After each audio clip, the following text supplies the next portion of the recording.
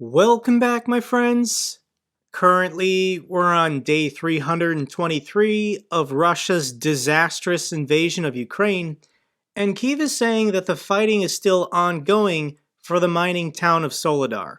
Meanwhile, the Russians have claimed they've completely blocked off the town from both the north and the south. And the concern is that there were still Ukrainian defenders inside the town, and they had been cut off from resupply, cut off from withdrawing themselves. Thankfully, this appears not to be the case. There's a CNN news crew near the town of Solidar, and they're reporting that they've witnessed an organized pullback of the Ukrainian forces from the town. So this is very good news. When we go on deepstatemap.live, we can see that it's already been updated to reflect the Wagner mercenaries taking the town of Solidar. But if we go back in time 5 days, let's change the calendar here, you could see they were already on the outskirts of the town, and as soon as they took this intersection right here, if there were any Ukrainian forces on the east side of the town, they effectively had been cut off. They had to get out of there as soon as possible. So if we jump back to today and check the map, we can zoom out, and once again, this small town of Solidar is about 10 kilometers north of the city of Bakhmut, and Bakhmut continues to hold. And to put it in perspective, this is what Russia is claiming to be a huge victory. Here is a satellite image of the town of Solidar from last August. And this is what Solidar looks like today. This is the before the Russians came, after the Russians came. All the buildings are destroyed. There's no electricity or running water. All the infrastructure is destroyed. There's no people. This area of land no longer has any significant value to anyone. Yeah, there's a salt mine there, but I don't think that's going to turn the tide of war in Russia's favor. So let's get an update from our favorite Ukrainian defenders holding the town of Bakhmut. This, once again, is Kianan, and her call sign name is Witch. Друзі, Бахмут, морозний ранок. Як бачите, така погода зовсім не військова. І ми з моєю сестрою Відьмою в Бахмуті. Відьма, ну розкажи, що тут відбувається? Бо в телеграм-каналах уже там от эти, я їх не буду називати ніяк, усе позахвачували, в центрі міста ходять. Ще щось тут. Ну, скажи так, зраденько розганяти ще рано. Ситуація досить складна в Солідарі зараз. А чого вона така сталася, поясню. Тому що в лоб у фронт вдарити по Бахмуту ворогу не вдається. Вони вирішили зайти з флангу. А як відомо, якщо дуже швидко заходити з флангу, такий фланг може бути не дуже надійним. На це, власне, і є розрахунок.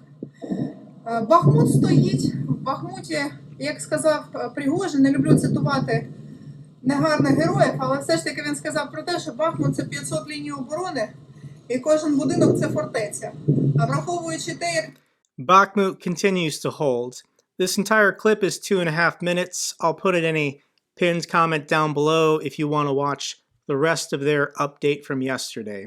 But here's the really good breaking news. Poland is ready to send Leopard 2 tanks to Ukraine. This is part of a growing initiative to put modern heavy armor into Kyiv's hands. Additionally, the United Kingdom is also getting serious about sending Challenger tanks to Ukraine as well, so a coalition around Europe is forming to get Ukraine the offensive weaponry they need to end this war. So Poland's announcement will be to deliver 14 of these Leopard 2 tanks initially. This might, budge some other nations in Europe to also start contributing to a fund. I think the goal is to get about 100 of these Leopard 2 tanks into Ukraine. So countries like Canada, Finland, or maybe Spain and even Germany eventually could be donating some Leopard 2 tanks to Ukraine.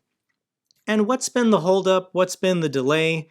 We're on month 11 of this war, and I hate to blame Olaf Scholz, but he is the Chancellor of Germany, and it's his lead, it's his initiative for both getting these tanks to Ukraine and holding up the process of getting these tanks to Ukraine. But we've got good news here. Tank deals should be approved, says Germany's Vice Chancellor. So the second most senior official in Berlin says that other countries should be allowed to send German-made tanks to Ukraine if they want. There is a meeting coming up in Ramstein next week of NATO members, and I think there's going to be more announcements of these tanks being guaranteed and promised to Ukraine this year. And here's a tweet from friend of the channel, Paul Massaro. I like the way he puts this. I think we've all learned a lesson about dependence on the German arms industry. If you're a nation out there looking to buy weapons, buy American, buy South Korean, buy British, buy French. But whatever you do, do not buy German, because when a war breaks out and an allied country is defending democracy and freedom around the world, Germany's going to block you from sending your weapons to that country. This is harsh, but Germany needs to be criticized for being reluctant or hesitant or putting up bureaucratic hurdles to get the weapons and support that the Ukrainians need today. But before any of these Leopard 2 tanks even arrive in Ukraine, the Russian Ministry of Defense probably will declare they've already destroyed them all. Russia's Ministry of Defense spokesperson Igor Konoshenkov says Russia has already destroyed 4 Bradley fighting vehicles in Ukraine. These are the M2 Bradleys that the United States is sending to Ukraine, but Ukraine doesn't have them yet, and Russia has already declared they've successfully destroyed 4 of them. Действия на данном направлении противник потерял 11 танков, 17 боевых машин пехоты, в том числе 4 БМП Брэдли производства США. Russia is just absurd. How do they expect to turn this war around for themselves when they keep lying about everything? There was absolutely no reason to lie about this. More bad news for Russia. General Armageddon Sergei Surovikin has been removed as the commander of Russian forces in Ukraine after only 3 months on the job. What were his accomplishments these last 3 months? Well, he lost the city of Kherson, he stole a raccoon, and Putin just 3 weeks ago gave him a medal praising him, declaring his outstanding service for losing Kherson. I don't know. But here we are 3 weeks later, and he's already been fired. So who's replacing him? And Valery Gerasimov, the Army Chief of Staff, has been appointed the commander of Russian forces in Ukraine. This is kind of interesting because Gerasimov is a hawk and longtime Putin ally who has played a major role in all of Russia's military campaigns since the Chechen War of '99. He was central to the planning of the re-invasion of Ukraine last year and is believed to have been sidelined when this didn't go exactly according to plan. It was reported he had a close brush with death back in April after Ukrainian forces discovered his location during a risky visit to the front lines. So I do remember this. Gerasimov back in April tried to visit the city of Izium and his location was known.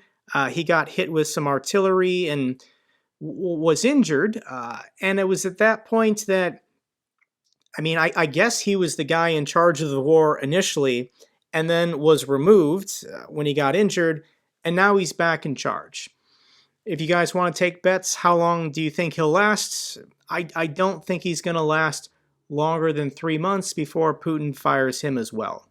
So let's check in with Russian forces on the front lines, and this is a group of Russian mobilized men from the 392nd Regiment asking the media in Russia to pay attention to the deplorable state of their positions and lack of supplies.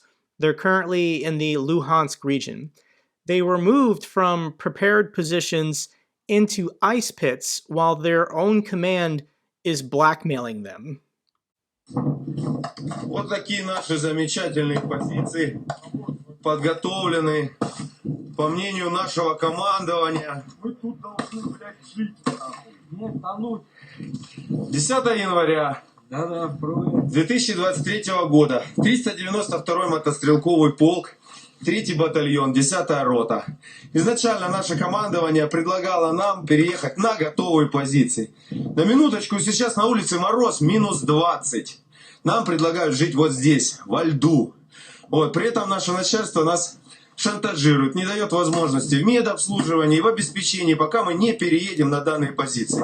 Данное видеообращение мы предлагаем рассмотреть в военной прокуратуре, ФСБ, вот, лично Владимиру Владимировичу.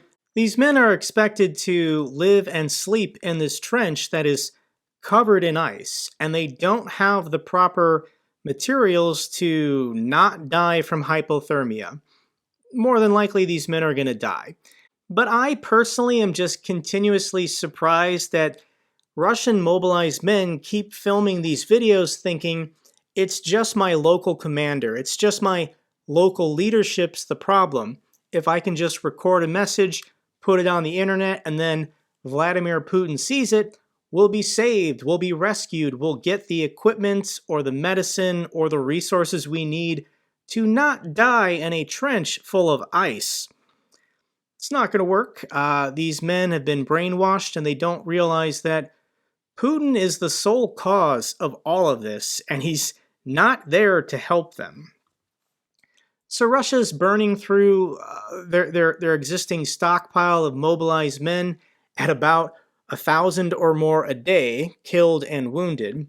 So Russia is going to need more bodies.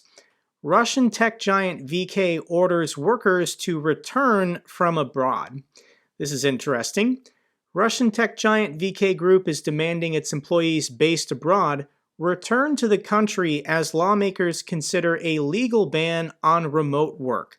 The government estimates that 100,000 IT workers, or 10% of the nation's tech workforce, have left Russia since the invasion of Ukraine and a partial mobilization last year. So the Russian government is telling Russian corporations, you need to outlaw remote working. We need all these Russian men living in Georgia, living in Turkey, living in Dubai, who are still collecting a paycheck. They're still working for Russian companies. They're just doing it remotely online. Russia's trying to get all these men fired, I guess, unless they're willing to return to the country before the next wave of mobilization. They want to abduct these guys and send them to Ukraine. Next article, Soldiers' Widows Group calls on Putin to order major mobilization for Ukraine war. A little-known patriotic group which supports the widows of Russian soldiers has called on Putin to order a large-scale mobilization of millions of men and to close the borders to ensure victory in Ukraine. I love this kind of serpent eating its own tail propaganda where Putin is and the Kremlin is the one funding this group, and this group of soldiers' widows are demanding that Putin mobilize, create more widows. I mean, this would swell their membership ranks. It's just stupid. You know, Putin wants to frame it like, oh, he doesn't want to mobilize, but there's so much pressure from the women, from the soldiers' widows to make sure that their husbands did not die in vain. And all this war in Ukraine is a war of colonialism, imperialism. Here's a clip from Russian media Marder, and this man about to speak is the Dean of Moscow State Institute of International Relations, and he's talking about what Russia considers to be Russian territory. The entire clip is 5.5 minutes long. I'm going to show you about 60 seconds of this guy speaking. And he's talking about future wars that are inevitable in Central Asia, the Caucasus, and Eastern Europe in order for Russia to exert its power and influence over its neighbors. Мы либо сейчас параллельно максимально мобилизуем собственные ресурсы и не пустим в эти регионы чуждых игроков. Я хочу напомнить, что наши цари пришли на эти земли несколько столетий назад не для того, чтобы сегодня США, Великобритания, Турция совали туда свой нос и пытались нас каким-то образом там провоцировать или навязывать нам новые правила игры, чтобы создавали новые форматы, в которых мы с ними еще... Мы ни с кем в этих регионах без всяких компромиссов считаться не должны. Это наша земля, наша территория стратегических интересов. Все, что входило в состав Российской империи, а затем в состав Советского Союза, это территория стратегических интересов России. Там никаких других игроков, с которыми мы должны договариваться, быть не должно. Это наша территория. So here we are on Russian state TV, and they're openly declaring that any territory that used to belong to the Russian Empire or the Soviet Empire belongs to Russia today. It's their land, it's their territory. So when we look at the map pre-World War I, Russia today is claiming that any country, yeah, they can say they're independent, they can have their own flag, but they're not allowed to make their own political and economic decisions. They have no right to self-determination. If something is not politically or economically in Moscow's best interest, then none of these countries are allowed to do it. Finland, Estonia, Latvia, Lithuania, Poland, Ukraine, Moldova, the Caucasus, Central Asia. Sure, once again, they can say they're their own state, but they're not allowed to make their own decisions. They don't have the right to self-determination. Moscow has to approve everything they do, otherwise the Russians are going to invade them. That's it. That's the whole war in a nutshell. This is a war about empire and colonization, and Moscow continuing to dominate and control any country that borders their territory. De facto, it's still the Russian Empire then. And for any young Russian man that doesn't want to participate in these wars of imperialism, a Russian soldier was just jailed, sentenced for 5 years for refusing to go to Ukraine to fight. So he was in the service as a contract soldier, got orders to go to Ukraine, refused to go, and now he has to serve a prison term of 5 years. This isn't going to make Russians very happy, this declaration of permanent warfare. Like, Russia is saying we need to get all of our children in school today prepared for decades of war to reconstitute our empire. So for anyone that doesn't want to participate in this, maybe men in their teens, 20s, and 30s, partisan movements expected to step up activity in Russia.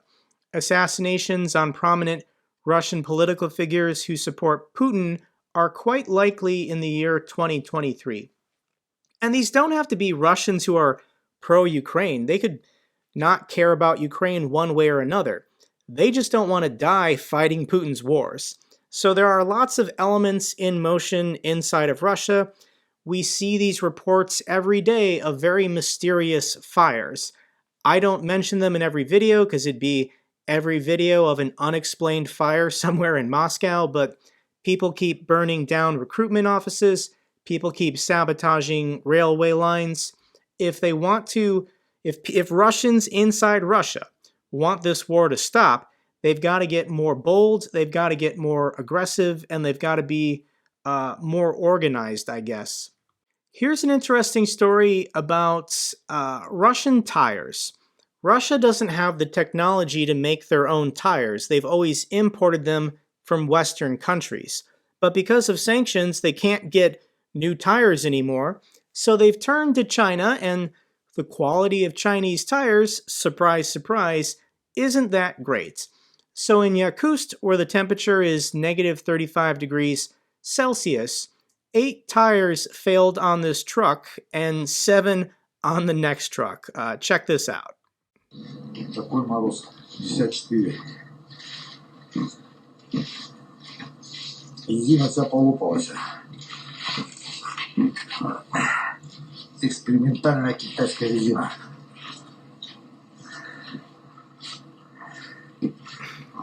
Russia's economy is just dying slowly from 1,000 cuts. I don't know where this truck was trying to go, but it didn't make it there on time. Countless incidents such as this are happening all across Russia every single day as they're running out of necessary parts and components and pieces for all of their equipment and machinery to remain an industrialized nation.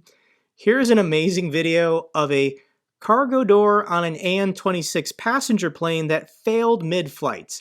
So let's get the reaction of a Russian man flying in a plane over Russia in the wintertime with an open door.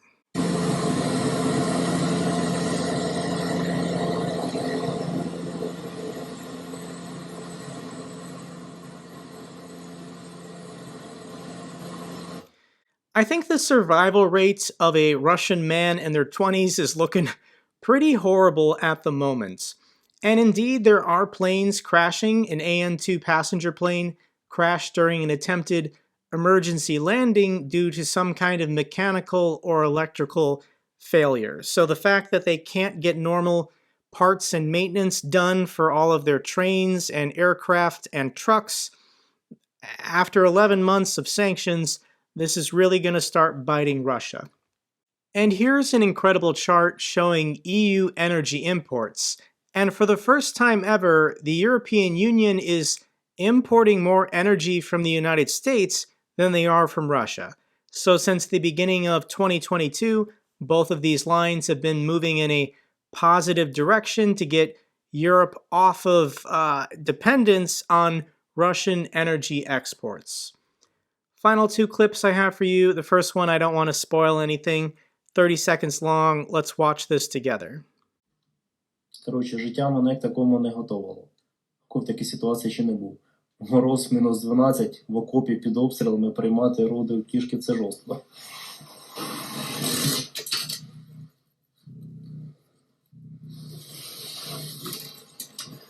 Якось так, якось будемо загріватися, щось будемо думати.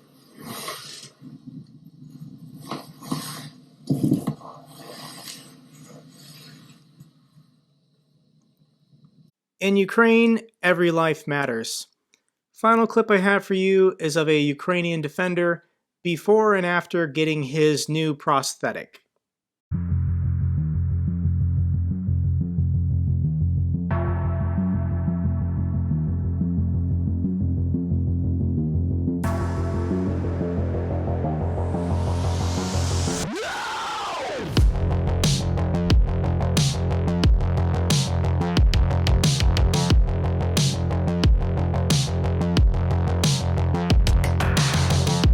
He's looking good. Okay, that's all for this update video. Glory to the heroes, glory to Ukraine. If you found this video informative, give me a thumbs up. Best way to support the channel. Comments or questions, let me know down below. I love hearing from you guys. Till the next video, take care, be safe.